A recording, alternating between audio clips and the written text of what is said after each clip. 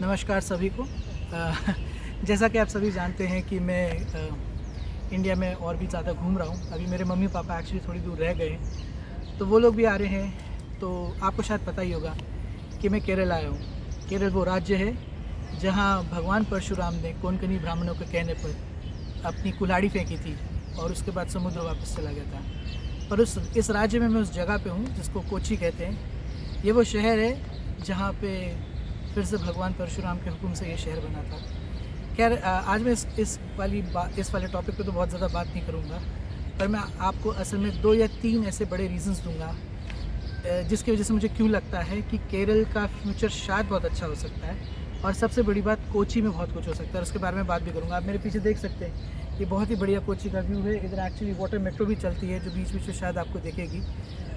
सबसे बड़ी बात, अगर आप हिस्ट्री में या कभी भी पूर्वकालीन समय को अगर आप देखें, आप ये देखेंगे अक्सर कि कोई भी ऐसी जगह जहाँ पे पोर्ट्स होते हैं, जहाँ पे ट्रेड होता है, जैसे सिंगापुर, हांगकांग, चाइना जैसे हांगकांग में, वहाँ पे अक्सर नॉर्मल सोसाइटी से बहुत ज़्यादा डेवलपमेंट होता है, ट्रेड होता है, दूसरी जगहों से लोग आते हैं, नॉलेज आती है, बहुत ज़्यादा मिक्सिंग होती है। केरल के साथ ये बड़ी अच्छी चीज़ है कि उनके पास इस चीज़ का एक्सेस है।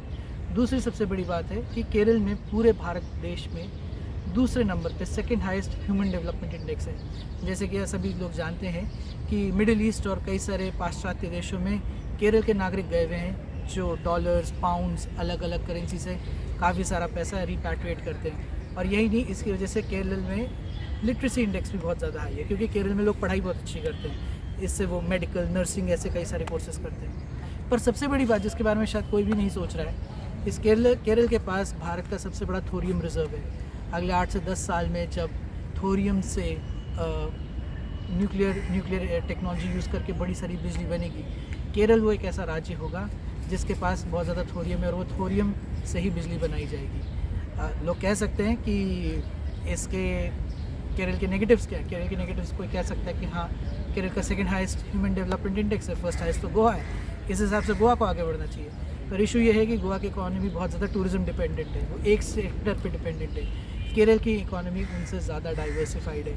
आप ये कह सकते हैं कि ट्रेड में कोची नहीं क्यों, ट्रेड में आप किसी और शहर का नाम क्यों नहीं ले रहे, चेन्नई का नाम क्यों ले रहे। बिल्कुल, चेन्नई में ऑटोमोटिव इंडस्ट्री उन्होंने काफ़ी अच्छा करा है। और वाइजैक का नाम क्यों नहीं ले। जी हाँ, वाइजैक ने भी अच्छा करा है, पर फ़र्क ये है, जो मेरा ये मानना है, एक थोड़ा सा फ़र्क ये है कि केरल में हालांकि सिर्फ कांग्रेस और कम्युनिस्ट पार्टी की ही सरकारें आई हैं, पर सबसे बड़ी बात यह है कि दोनों की पॉलिसीज़ करीब करीब सेम रही है। और सबसे अच्छी बात यह कि मुझे ऐसा लगता है कि कुछ ही सालों में जब कम्युनिस्ट पार्टी बहुत वीकन हो जाएगी, तो ऐसा हो सकता है कि बीजेपी बहुत स्ट्रांग हो जाए। और बीजेपी एक ऐसे पार्टी की, अगर आप जिसको डबल इंजन सरकार कहते हैं, कि इस राज्य और सेंटर की अगर एक ही पार्टी हो, तो उन स्टेट्स की बहुत ज़्यादा ग्रोथ होने के चांसेस है। केरल में ऑलरेडी इंफ्रास्ट्रक्चर का काफ़ी काम चल रहा है, तो ये भी केरल के फ़ायदे में जाता है।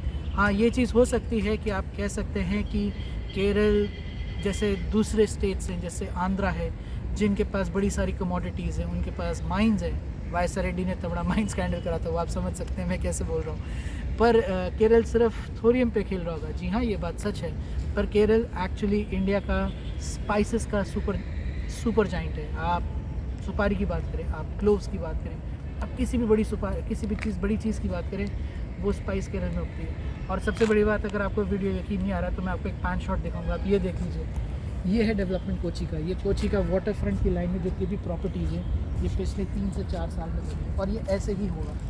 तो मेरे हिसाब से कोची का बहुत अच्छा फ्यूचर है और मैं आशा करता हूँ शायद आपको ये वीडियो पसंद आया होगा।